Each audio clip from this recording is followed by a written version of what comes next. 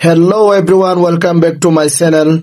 বন্ধুরা, আজ আমি চলে এসেছি আমাদের এলাকার আয়োজিত জাতীয় প্রাণী সম্পদ ও প্রদর্শনী 2025 এ। আমি ভেবেছিলাম সাধারণ একটা মেলা হবে, কিন্তু ভিতরে ঢুকে আমি রীতিমতো অবাক। কি নেই এখানে! বিশাল আকৃতির সব প্রাণী থেকে শুরু করে এমন কিছু আধুনিক প্রযুক্তি দেখলাম যা আপনারা কল্পনাও করতে পারবেন না। আজকের ব্লগটা খুব স্পেশাল হতে যাচ্ছে, তাই শেষ পর্যন্ত সাথে থাকুন।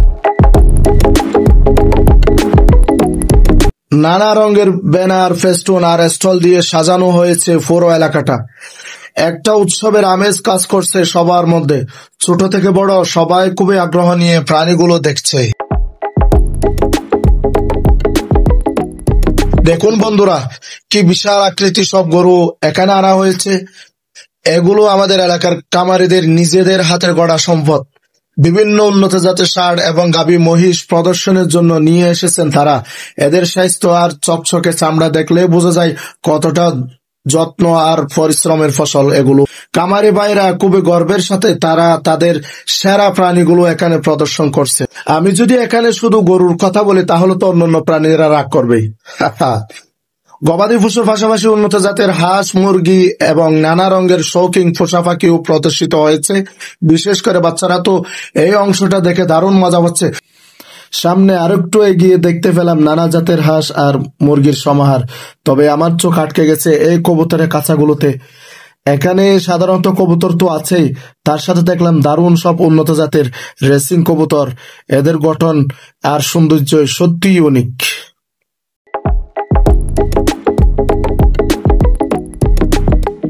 আর হ্যাঁ, মহিষ যখন আছে, মহিষের বিখ্যাত দই থাকবে না তা কি হয়? মেলায় কাঠি মহিষের দই পাওয়া যাচ্ছে। এই গরমে ঠান্ডা ঠান্ডা মহিষের দই খাওয়া মজাই আলাদা। প্রাণীর পাশাপাশি এখানে প্রাণী সম্পদের অধিদপ্তরের বিভিন্ন তথ্য কেন্দ্র বা স্টল আছে।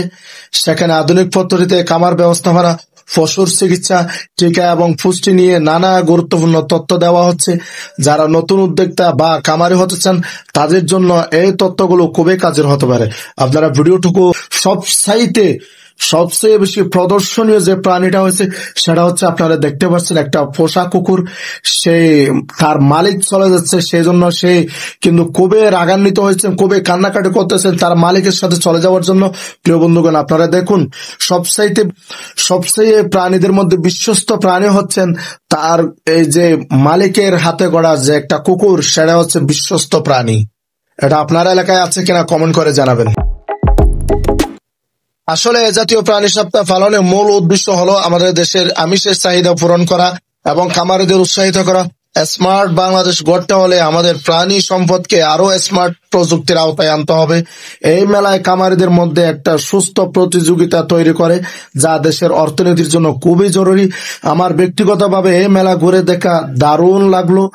আমাদের এলাকার মানুষের এই সপ্তাহ, এই উৎসাহ দেখে সত্যি ভালো লেগেছে।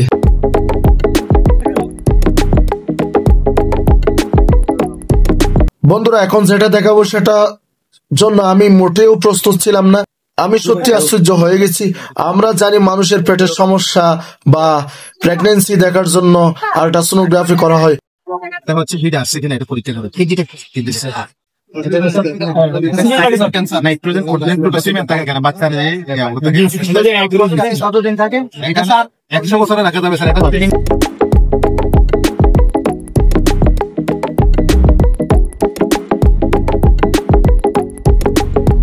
আলট্রা করার নাকি? জি জি, আলট্রাসাউন্ড মেশিন গরুর ছাগল ব্যবহার করবে।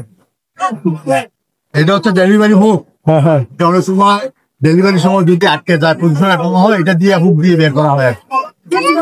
আর এটা হচ্ছে মানে ওই যে খাসি করার জন্য ব্যবহার হয়। এটা ছাগলে, এটা গরু।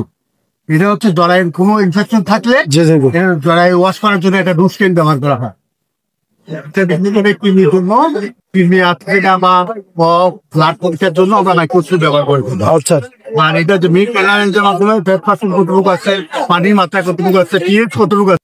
এই আধুনিক প্রযুক্তি দেখে আমি মুগ্ধ।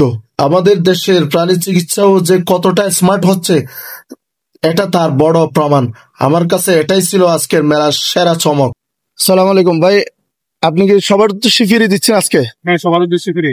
আচ্ছা আচ্ছা, এগুলো কিসের দুধ? গরুর দুধ। আচ্ছা, মাশাআল্লাহ। এটা কি আপনার নিজের খামারের? না, আমার নিজের খামার না, আমরা প্রাণী সম্পদ অফিসে আছি।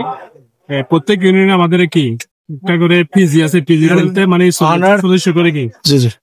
সমিতি আছে একটা। তো ওখান থেকে ডেয়ারি পিজির মধ্যে ডেয়ারি পিজি থেকে আমরা আনছি, এখান থেকে আমরা ফ্রি মানে প্রতি বছরে প্রদর্শনীতে ফ্রি দুধ খাওয়াই। আচ্ছা আচ্ছা, থ্যাংক ইউ ভাই, অসংখ্য ধন্যবাদ। তো বন্ধুরা, সব মিলিয়ে আজকের মেলাটা ছিল অভিজ্ঞতা ভরপুর। একদিকে যেমন আমাদের ঐতিহ্যবাহী বিশাল সব গরু মহিষ দেখলাম, অন্যদিকে আধুনিক আল্ট্রাসোনোগ্রাফি প্রযুক্তির ছোঁয়াও পেলাম। আশা করি আমার এই ব্লগের মাধ্যমে আপনারা